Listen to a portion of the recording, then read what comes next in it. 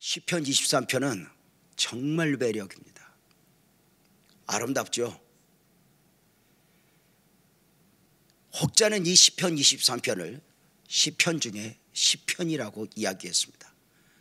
노래 중에 노래라 하기도 했습니다. 어떤 분은 시편 전체가 반지면 시편 23편은 반지에 박힌 알과 같다, 이렇게 말하는 사람들도 있었습니다. 시편 23편은 얼마나 아름다운지 기독교 역사상 가장 오랜 날 동안 가장 다양한 세대에게 가장 많은 사랑을 받았던 말씀입니다.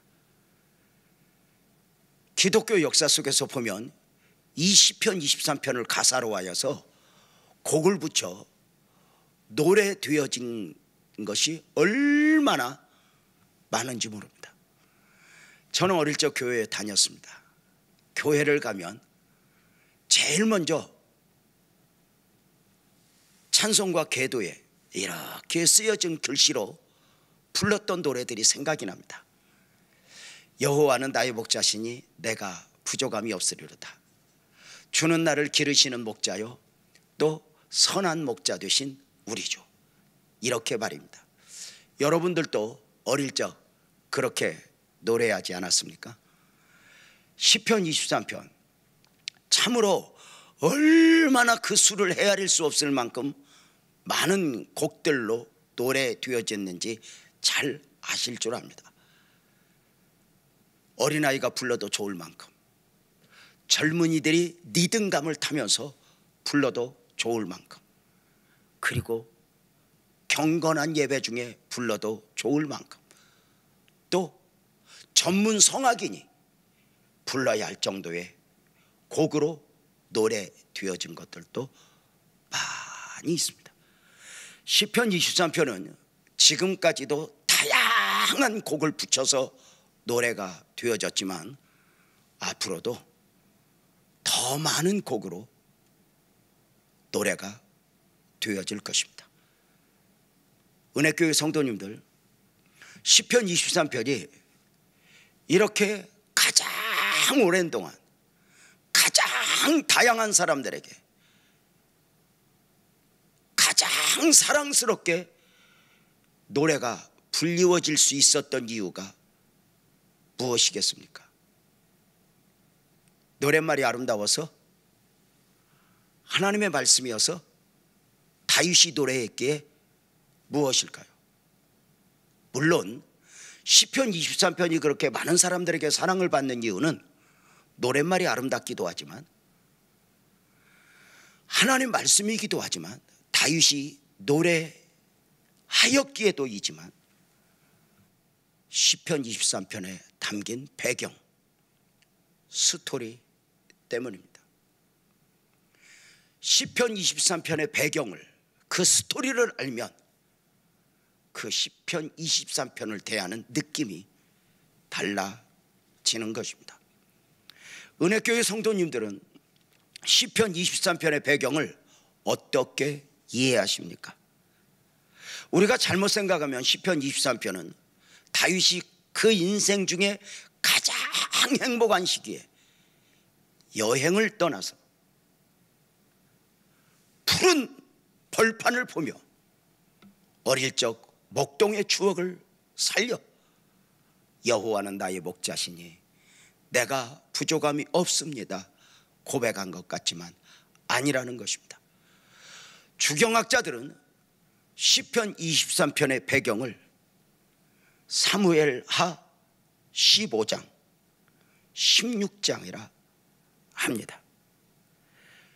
사무엘하 15장 16장의 내용은 다윗이 아들 압살롬에게 배반을 당하여 예루살렘 왕의 보좌에서 쫓겨 도망하는 가운데 내일 먹을 양식도 없이 신발도 신지 못한 채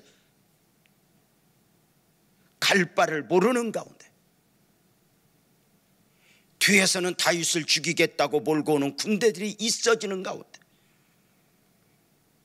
행여두가 자신을 알아볼까 하여 그 얼굴에 수건을 쓰고 울며 울며 도망하는 가운데 그 입술에서 여호와는 나의 목자시니 내가 부족함이 없습니다 고백하며 노래했다는 것입니다. 당시 다윗의 상황을 사무엘하 15장 30절은 이렇게 말하고 있습니다. 다윗이 감람산길로 올라갈 때에 그의 머리를 그가 가리고 맨발로 울며 가고 그와 함께 가는 모든 백성들도 각각 자기의 머리를 가리고 울며 도망했다고 말입니다. 압살롬의 배반으로 인한 당시 다윗의 고통에 대해서 다윗은 스스로 시편 3편에서도 고백했습니다. 시편 3편 1절 2절을 보면 여호와여 나의 대적이 어찌 그리 많은지요 일어나 나를 치는 자가 많으니이다. 많은 사람이 나를 대적하여 말하기를 그는 하나님께 구원을 받지 못한다 하나이다 입니다.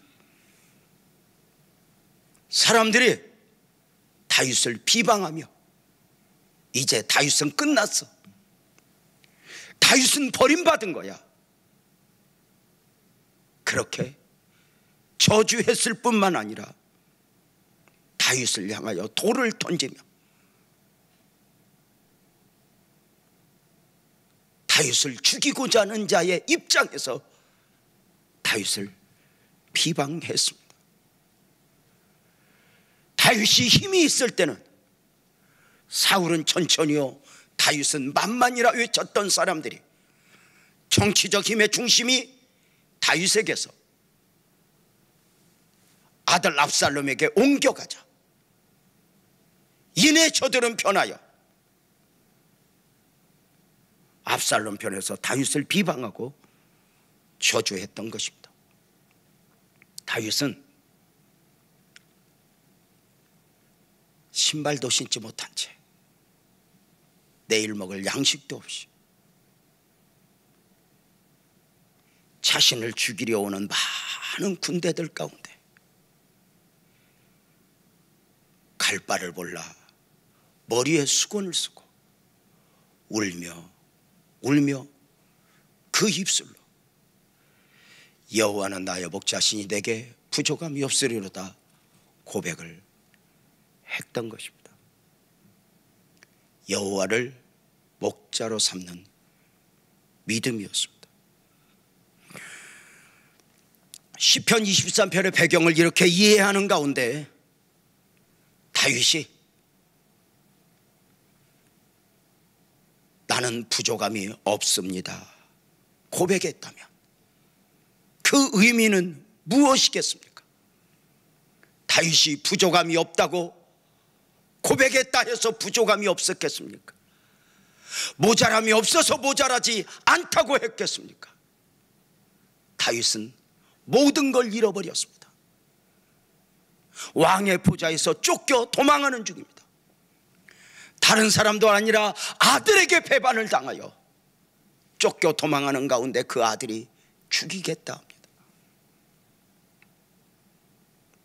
다윗은 자신의 인생의 가장 공고한 시기에 모든 걸 잃어버렸고 모든 것 빼앗겼고 모든 것이 무너진 가운데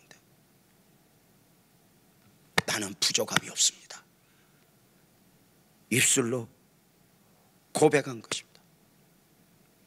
너무 많이 부족한데 너무 많이 모자란데 말입니다. 이것이 복음적 그리스도인의 신비입니다. 이것이 하나님을 믿는 믿음의 모습입니다. 같은 환경에서 세상에 속한 사람들과 믿음이 없는 사람들과 전혀 다른 반응을 보이는 것입니다. 세상에 속한 사람들은 하나님을 모르니 억울하면 억울하다고 징징거리고 힘들면 힘들다고 징징거리고 없으면 없다고 징징거리며 하나님이 살았냐 죽었냐 그렇게 말할 때에 하나님의 사람은 다윗처럼 부족한데 부족하지 않다, 모자란데 모자라지 않다 고백하는 것입니다.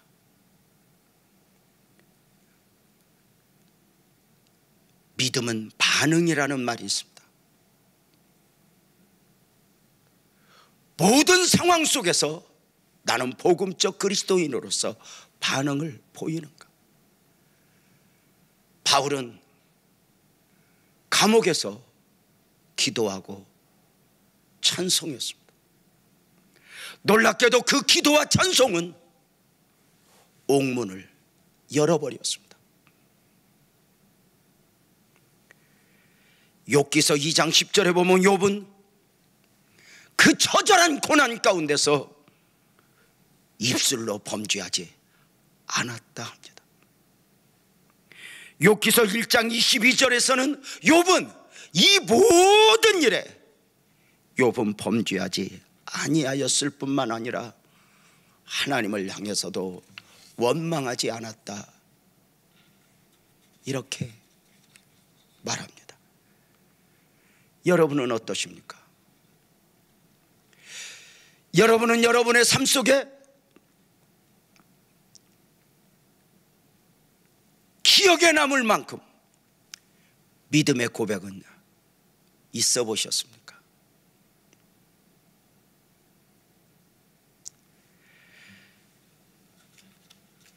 우리 교회 김점순 권사님이 계십니다. 32년 전 교회를 개척할 때 지하실에서 만나 지금까지 30년 넘게 함께 신앙적 삶을 살아내고 있는 귀한 권사님입니다. 어느 주일날 3부 예배를 바치고 성도들이 밀려 나오시는 가운데 우리 권사님이 제 앞에 왔습니다. 얼굴을 천사 같은 얼굴로 말입니다. 오랜만에 제 앞에 오신 권사님에게 저는 이렇게 물었습니다. 권사님, 좋은 일 있어요? 권사님이 대답합니다. 네, 목사님, 병원 갔다 왔어요.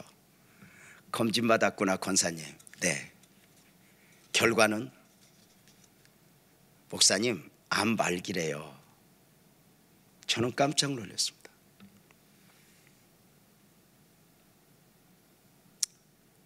어떡하냐 할 때 권사님 활짝 웃으면서 이렇게 말해 주었습니다. 목사님, 아파하지 마세요. 그동안도 저 은혜로 살았잖아요. 목사님, 하나님이 나 빨리 보고 싶은가 봐요. 목사님 곁에 더 오래 있고 싶은데 이제 하나님이 부르시나 봐요. 목사님 미안해요. 저 가야 할 것 같아요. 그런데 의사 선생님이 말씀하시길요, 암으로 인해 통증이 심할 거래요. 목사님, 저 아무리 아파도 힘들어도 믿음이 무너지지 않도록, 그리고 마지막까지 예배 시간, 예배의 자리에 있을 수 있도록 기도해 주세요. 활짝 웃으며 말하는 권사님이 목사님 저 갈게요 하고 가는데 그만 표정이 너무 밝아 기도해 드리는 것을 잊어버렸습니다. 그날부터 권사님 예배당에 와서 마지막 예배를 드립니다. 그 암 환자가 두 손을 들고 딸마다 예배합니다. 오늘 예배하다 죽을지, 예배 마치고 가다가 죽을지, 예배 시간을 기다리며 집에서 죽을지, 그 마지막이 언제일지 모르지만 그는 마지막을 기다리며 늘상 두 손을 들고 찬양을 하고 예배했습니다. 그는 오랜 날 동안 내가 기도했는데 믿음으로 살았는데 내게 왜 이 암이라는 고통이 왔냐고 어두워지지 않았습니다. 끝까지 믿음을 말했고 믿음을 표현했습니다. 그 마지막 예배를 늘 드리는 권사님, 지금 4년 넘게 마지막 예배를 드리고 있으니 그 마지막 예배가 앞으로 또 몇 년이 될지 그 모습은 은혜입니다. 대구에서 집회를 하고 있을 때 권사님 한 분에게 메시지가 왔습니다. 목사님, 여기 삼성병원입니다. 카톡으로 대화를 주고받는 것입니다. 제가 웬일? 답장이 이렇게 왔습니다. 목사님, 진단 결과 나왔어요. 어떻게? 이렇게 말합니다. 폐암 말기. 사랑하는 권사님이기에 너무 놀랐습니다. 어떡하냐? 어떡하냐? 놀라 메시지를 보낼 때 그가 이렇게 말했습니다. 목사님이 10분만 기다려주세요. 남편과 함께 10분 기도하고 답변을 드릴게요. 그리고 10분이 있다가 메시지가 이렇게 왔습니다. 그대로 읽어볼까요? 목사님, 걱정 마삼. 폐암 말기 하나님이 주신 선물로 받기로 결정했음. 오직 은혜입니다. 저는 그 메시지를 받고 바로 핸드폰을 내려놓고 하나님, 제게 이 멋진 성도를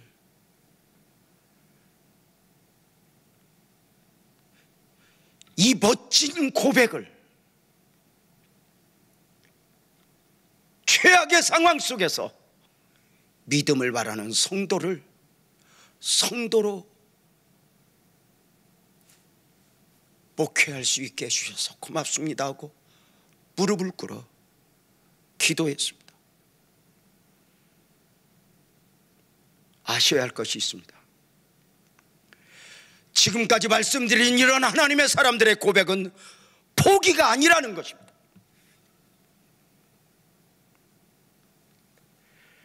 한국 찬송가 549장 내 주여 뜻대로 행하시옵소서, 내 모든 일들을 내 주께 맡기고 살든지 죽든지 뜻대로 하소서 고백은 포기가 아니라 기대입니다. 십자가를 앞두고 겟세마네 동산에서 있어진 주님의 기도, 나의 원대로 마우시고 아버지의 원대로 하옵소서 고백도 포기가 아니라 기대입니다. 다윗이 최악의 상황 속에서 아들 압살롬에게 배반을 당하여 예루살렘 왕의 보좌에서 쫓겨 도망하는 가운데 내일 먹을 양식도 없이 신발도 신지 못한 가운데 울며 여호와가 나의 목자라 고백했어. 나는 끝나서 포기 가운데의 고백이 아닙니다. 성경은 자족을 이야기합니다. 그러나 아십니까? 그리스도인의 자족은 포기 가운데의 자족이 아닙니다.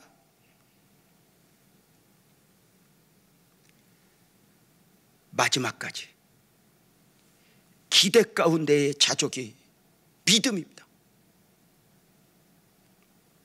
마치 모든 삶을 인생을 초월한 것처럼 나는 살 만큼 살았어, 나는 하늘나라 가도 돼, 예, 갈 것입니다. 그럼에도 불구하고 포기는 믿음이 아닙니다. 마지막은 내가 만드는 것이 아닙니다. 알파와 오메가, 나를 시작하신 하나님이 마지막까지 만들어 내실 것입니다. 그 마지막을,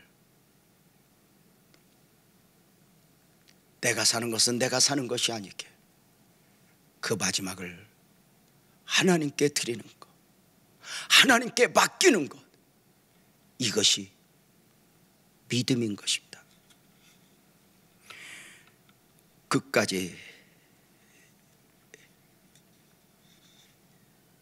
기대하는 다윗. 여호와는 나의 목자시니 내게 부족함이 없으리로다. 성도님들, 놀랍게도 다윗은 그 처절한 상황 속에서 아들 압살롬에게 배반을 당하여 예루살렘 왕의 보좌에서 쫓겨 도망하는 가운데, 내일 먹을 양식도 없이 신발도 신지 못한 가운데 칼바를 몰라 머리에 수건을 쓰고 울며 도망하는 가운데 여호와는 나의 목자시니 부족함이 없으리로다 고백했습니다. 무엇을 할 수 있습니까? 놀랍게도 다윗은 모든 것이 무너지고 깨어진 삶의 현실 가운데서 마지막까지 그 입술에서 믿음을 놓아버리지 않은 것입니다. 그는 부족함이 없어서 부족함이 없다고 한 것이 아닙니다. 모자람이 없어서 모자람이 없다고 고백한 것이 아닙니다. 억울하지 않아서 이렇게 하나님을 노래하고 있는 것이 아닙니다. 이것이 하나님의 사람들의 모습입니다. 안타깝게도 많은 성도들의 연약함이 무엇인 줄 아십니까? 충성할 만큼 충성하고 복받을 만큼 복받을 짓 다 하고 조금만 어려우면 억울하면 그 입술에서 믿음을 놓아버리는 것입니다. 마귀는 성도들로 하여금 입으로 다 쏟게 만듭니다. 보십시오. 다윗의 고백 속에서 배우는 것이 무엇이에요? 그 입술에서 믿음을 놓아버리지 않으니 그의 고백 속에서 우리가 볼 수 있는 게 뭐예요? 여호와는 나의 목자시니 내게 부족함이 없으리로다. 그가 나를 푸른 풀밭에 누이시며 쉴만한 물가로 인도하시는도다. 놀랍게도 다윗은 그 처절함 속에서 자신을 망가뜨리고 자신을 힘들게 한 압살롬을 이야기하는 것이 아니라 하나님을 이야기합니다.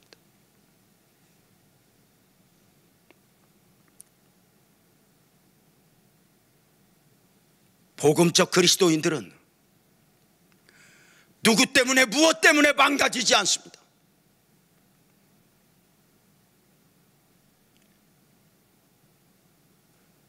누구 때문에이든 무엇 때문에이든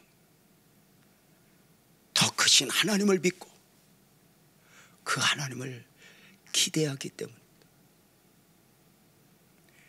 다시 말씀을 드립니다.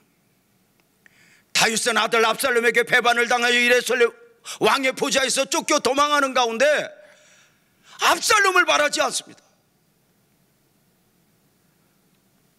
여호와 하나님을 이야기합니다. 은혜교회 성도님들 같은 경우라면 어려움이 있을 때, 억울함이 있을 때 누군가가 왜냐고 물어보면 압살롬을 바라겠습니까? 하나님을 바라겠습니까? 놀랍게도 다윗은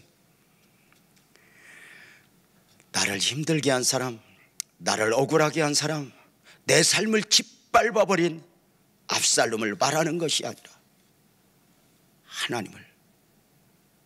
하나님을 이야기합니다. 나를 억울하게 하고 나를 힘들게 한 압살롬을 묵상하는 것이 아니라 하나님을 묵상하는 것입니다. 특별히 다윗은 시편 23편 2절에서 무엇이라고 고백합니까?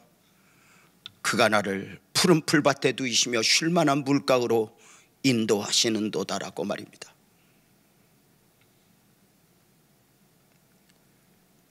놀랍게도 다윗은 지금 아들 압살롬에게 배반을 당하여 예루살렘 왕의 보좌에서 쫓겨 도망하는 가운데 자신의 삶을 나는 지금 쫓겨 도망하는 중에 있다 말하지 않고 하나님의 인도 중에 있다고 이야기합니다.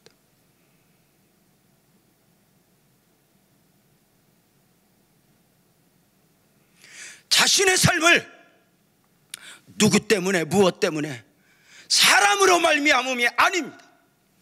그럼에도 불구하고 합력하여 선을 이루시는 하나님을 믿기에 끝까지 자신의 삶을 하나님 안에서 고백하는 것입니다. 나는 지금 쫓겨가고 있는 중이 아니야. 합력하여 선을 이루시는 하나님의 인도 중에 있어. 어떻습니까? 은혜교회 성도님들은 만약에 여러분이 다윗이라면 아들 압살롬에게 쫓겨 도망하는 중에 압살롬을 바라겠습니까? 하나님을 바라겠습니까? 아니, 지금 여러분의 삶을 쫓기고 있다 말하겠습니까? 아니면 하나님의 인도 중에 있다 말하겠습니까? 하나님의 사람은 사람의 이야기를 하는 게 아닙니다. 믿음은 사람을 넘어 환경을 넘어 그 입술에서 믿음을 놓아버리지 않았다 끝까지 하나님을 이야기하는 것입니다. 누가 나를 힘들게 할 수는 있지만 그 누가 내 인생을 결정하는 건 아닙니다.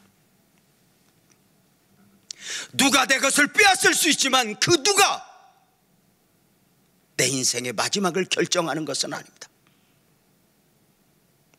우리가 믿음을 놓아버리지 않으면 내 인생은 하나님이 결정하고 내 인생의 마지막은 하나님이 만들어 내는 것입니다. 놀랍게도 하나님의 사람은 오늘 자신의 삶을 말할 때 누구 때문에 무엇 때문에가 아닙니다. 우리 교회 권사님 한 분이 가족 행사에 저를 초대해 주셨습니다. 서울 여의도에 있는 63빌딩에서 있어진 행사이기에 저도 우리 권사님 응원 좀 해야 하겠다 싶어서 함께 갔습니다. 가서 깜짝 놀랐습니다. 작은 잔치가 아니었습니다. 무엇보다도 가족의 큰 행사 가운데 권사님, 언니와 오빠 되시는 분은 이름을 대면 알 만큼 그 업적을 나름 성공을 이루어낸 사람들입니다. 가족 잔치에 함께하고 안산으로 돌아와서 어느 날 권사님을 붙들고 이렇게 물었습니다. 권사님, 그날 저도 참 좋았어요. 그런데 돌아오면서 의문이 있었어요. 권사님, 뭔데요? 권사님, 언니하고 오빠는 저렇게 큰 축복을 받았는데, 큰 은혜를 입었는데 권사님은 왜 그렇게 힘들게 살았어? 이렇게 질문하자 우리 권사님 1초도 망설이지 않고 이렇게 말합니다. 우리 엄마 때문에요. 엄마가 왜, 지금 생각해도 엄마 미워 죽겠어요.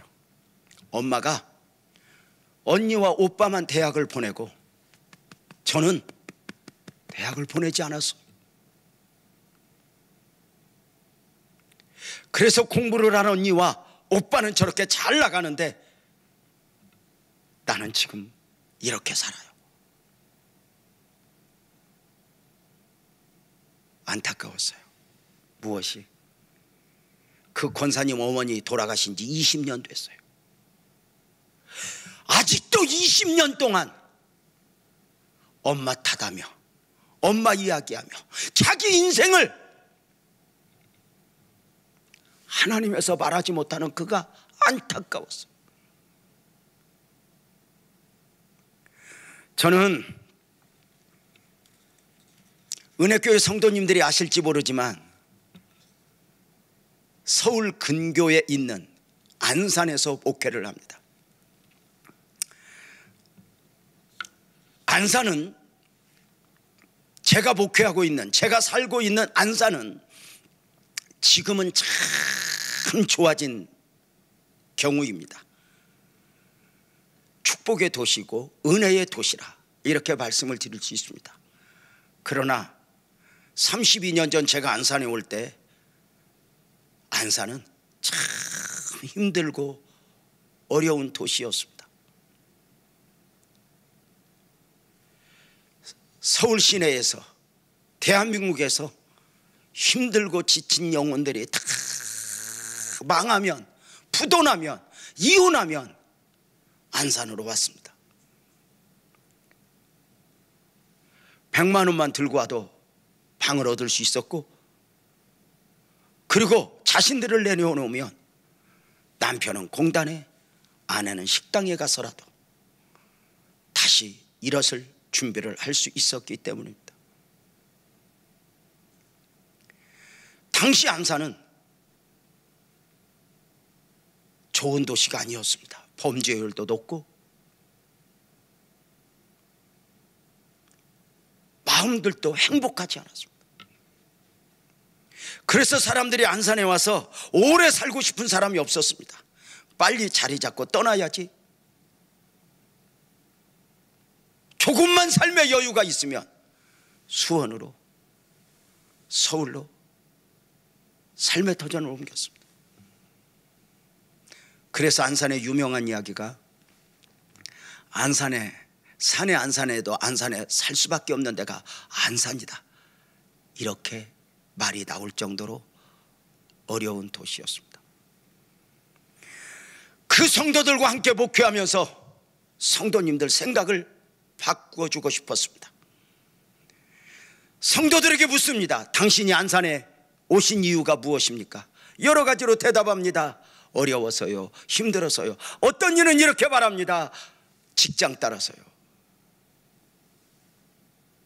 맞습니다. 성도들 한 사람 한 사람 살펴보면 어려워서 왔고, 힘들어서 왔고, 부도나서 왔고, 그렇게 밀려 오고 직장 따라온 거 맞습니다. 그럼에도 불구하고 저는 저들에게 이렇게 이야기했습니다. 이제 사람의 이야기하지 말자, 환경 말하지 말자. 이곳 안산으로 하나님이 인도하셨다고 믿자. 하나님이 이곳에서 우리를 축복하실 것이고 우리의 삶을 새롭게 할 거라고 믿자. 그리고 이 안산이 축복의 도시가 되게 하자 이었습니다. 은혜교회 성도님들은 미국에 왜 가셨습니까? 경제적으로 좀 더 여유 있는 삶을 살기 위해서, 자식을 잘 키우기 위해서, 또는 공부하기 위해서, 무엇입니까? 무엇이어도 상관없습니다. 오늘 은혜교회 성도님 입술에서 사람의 이야기가 아니라, 환경의 이야기가 아니라 하나님을 이야기할 수 있는, 하나님을 말할 수 있는 복된 축복이 있기를 주님의 이름으로 축원합니다. 사람이 아닙니다. 끝까지 믿음을 말하고 끝까지 하나님을 이야기합니다. 2020년을 시작하면서 우리 교회 성도님들과 우리 한 해 동안 이렇게 외치면서 살아보자 했던 구호가 4가지가 있습니다. 먼저, 말로 말하지 말고 말씀으로 말하자. 두 번째, 말로 말하지 말고 믿음으로 말하자. 세 번째, 말로 말하지 말고 기도로 말하자. 네 번째, 말로 말하지 말고 순종으로 말하자입니다. 베드로전서 4장 11절이 그렇게 말합니다. 만일 누가 말하려면 할 수 있거든 입을 닫아. 그러나 말을 하고 싶거든 하나님의 말씀을 하는 것 같이 하라고 말입니다. 말은 내 생각입니다. 내 계산입니다. 그러나 말씀은 믿음으로 말하는 것입니다. 놀랍게도 다윗은 아들 압살롬에게 배반을 당해 예루살렘 왕의 보좌에서 쫓겨 도망하는 가운데 압살롬을 말하지 않아요. 하나님을 말해요.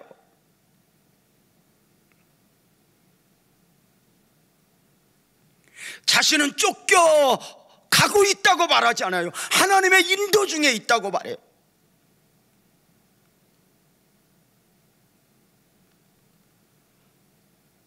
사람이 아니에요. 하나님을 얘기해요. 다윗은 굳게 믿는 거예요.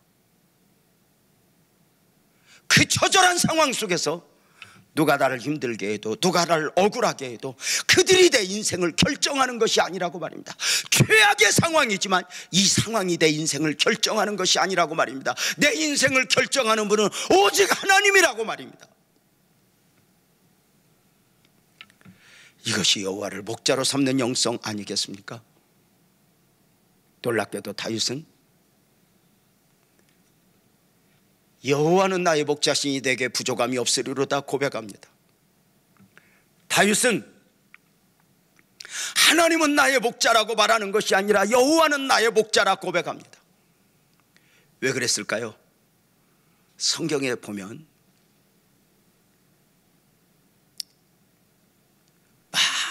많은 하나님의 이름이 있는데 그 많은 하나님의 이름 중에 여호와 하나님이 강조될 때는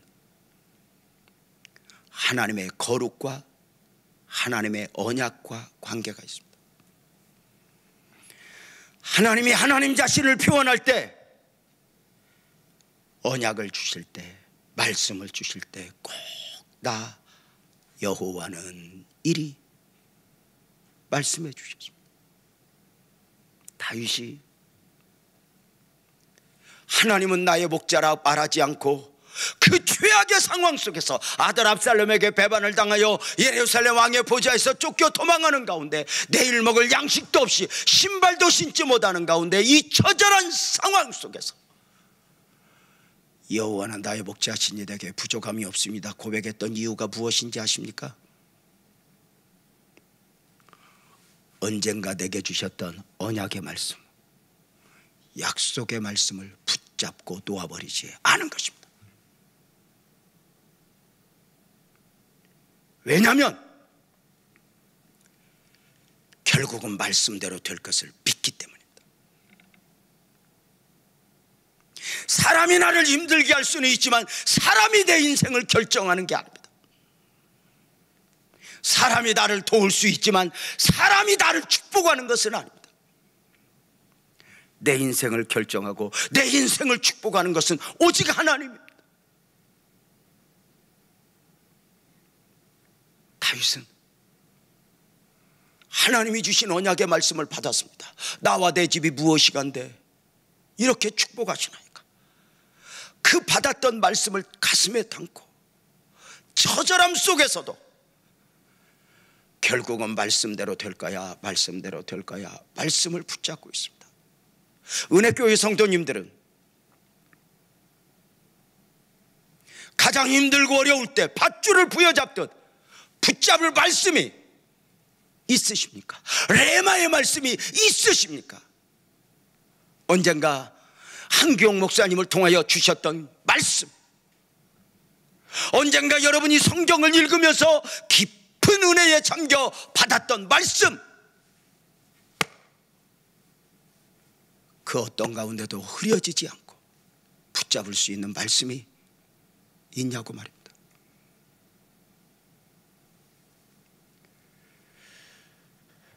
목회하면서 배우는 것, 삶을 살면서 배우는 것은 계획대로 되는 게 아닙니다. 환경, 오늘의 환경이 내 인생을 결정하는 것도 아닙니다. 결국은 말씀대로 됩니다. 아브라함은 갈대아 우리에서 부름을 받을 때 갈 바를 몰랐다 합니다.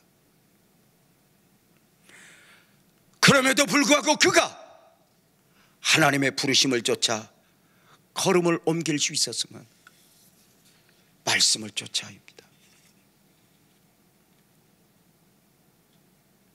그 말씀이 아브라함을 인도했고 아브라함을 만들었습니다. 무엇보다도 다윗은 여호와는 나의 목자시니 내가 부족함이 없으리로다. 여호와는 우리의 목자라고 말하지 않고 나의 목자라고 말했습니다. 여기 나의 목자라는 말은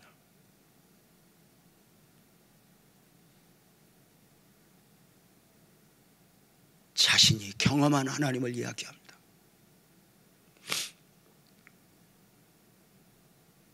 다윗은 수없이 하나님을 경험했습니다. 양을 지키기 위해서 사자와 공과도 싸워봤습니다. 골리앗과도 싸워봤습니다. 과거에 수많은 역경 가운데 자신을 지켜 여기까지 오게 하셨던 하나님, 지금 그 하나님을 고백하고 있는 것입니다.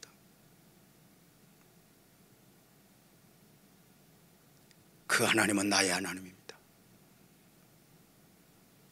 지금의 어려움 또한 내 삶에 하나님의 축복을, 하나님의 은혜를 담아낼 수 있는 소중한 기회라고 믿는 것입니다. 사랑하는 성도님들에게 있어 하나님은 어떤 하나님입니까? 그 하나님을 믿는다 하면서도 혹시 과거의 상처에 매여 있지 않습니까? 그 하나님을 믿는다고 말하면서도 오늘 누가 나를 힘들게 했어, 누가 나를 억울하게 했어, 사람에게 매여 있는 것은 아닙니까? 복음은 과거로부터, 사람으로부터 자유입니다. 복음은 과거만 있는 것이 아닙니다. 앞으로 나를 인도하시는 하나님의 능력이고 축복입니다. 여호와는 나의 목자시니 내가 부족함이 없으리로다. 그가 나를 푸른 풀밭에 누이시며 쉴만한 물가로 인도하시는도다. 이것을 이렇게 고백할 수 있었던 이유가 무엇입니까? 하나님의 결국을 믿는 믿음입니다.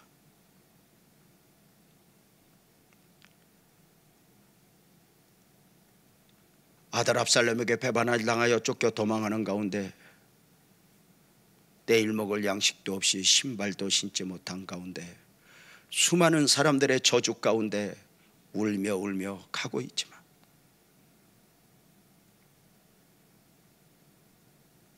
하나님의 결국을 믿습니다. 하나님의 결국을 믿습니다. 고백하는 것입니다. 울면서 말입니다.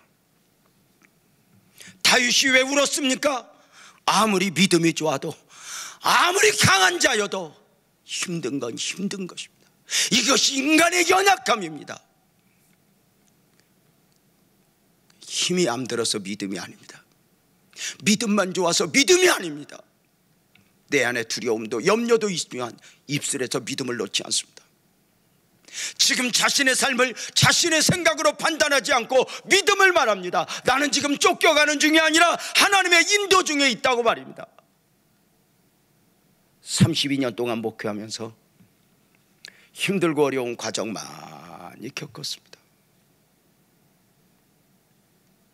그 가장 힘들 때 제가 우리 성도들과 함께 말씀을 나눌 때 늘상 강조했던 바가 있습니다. 하나님의 결국을 믿읍시다. 하나님의 결국을 믿읍시다. 하도 이리 강조하니 어느 날 한 성도가 묻습니다. 목사님, 하나님의 결국이 뭐예요? 나도 몰라. 나도 몰라. 그런데 믿자. 이렇게 말합니다. 내 생각대로 역사하실 하나님이 아니라 나의 원대로 마오시고 아버지 원대로 되기를 원합니다. 내 주여 뜻대로 행하시옵소서. 이것은 내가 그린 그림보다 하나님이 그리신 그림이 완벽하다는 것을 믿기 때문에, 내가 만든 길은 길이 아니오 하나님만이 나의 길이요 진리요 생명이 될 것을 믿기 때문에 입술로 선포하는 것입니다. 이제 말씀을 맺어야 합니다. 사랑하는 은혜교회 성도님들은 다윗 하면 어떤 그림이 그려져 있습니까? 다윗 왕 중의 왕이야. 전쟁의 영웅이야. 골리앗을 이긴 사람이야. 하나님 마음이 아픈 사람이야. 그는 성령으로 충만한 사람이야. 무엇보다 다윗은 아브라함과 다윗의 자손 예수 그리스도의 세계라. 하나님의 섭리 안에 있었던 사람이야. 그렇습니다. 다윗은 왕 중의 왕이었고 전쟁의 영웅이었습니다. 전쟁만 하면 이긴 사람이었습니다. 그렇다면 오늘 함께 읽은 시편 23편이 주는 의미가 무엇입니까? 다윗이 다윗 되기까지는, 왕 중의 왕이 되기까지는, 전쟁의 영웅이 되기까지는 날마다 이겼기 때문이 아닙니다. 오늘 이 시편 23편, 사무엘하 15장 16장의 처절함의 경우를 수없이 경험하면서입니다. 은혜교회 성도님들,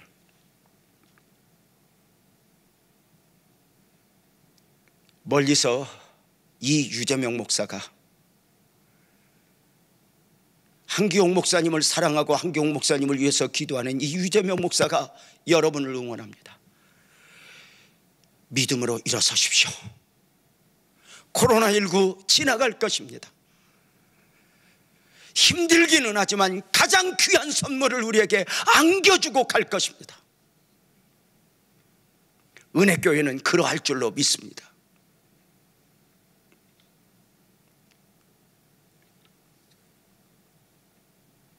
우리는 복음적 그리스도인입니다.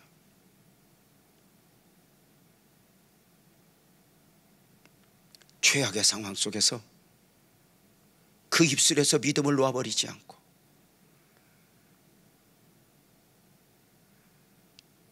내 생각을 말하는 것이 아니라 하나님의 인도, 나는 하나님의 인도 중에 있어, 이렇게 고백하며, 부족한데도 부족하지 않다, 모자란데도 모자라지 않다, 억울한데도 억울하지 않다, 이렇게 멋진 그리스도인의 모습으로 또 한 번 여러분의 신앙적 삶을 그려내지 않겠습니까?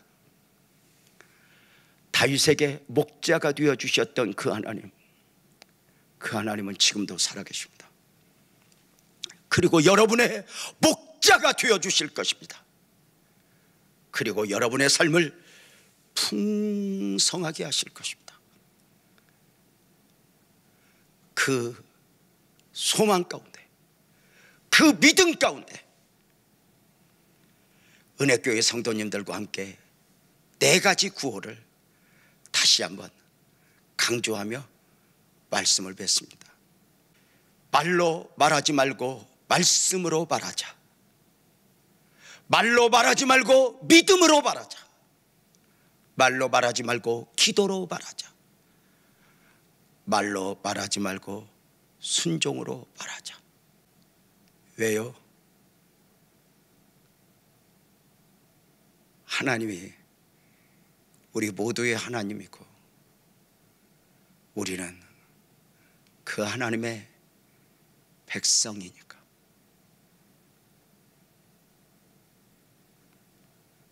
어릴 적부터 목동으로 살았던 다윗이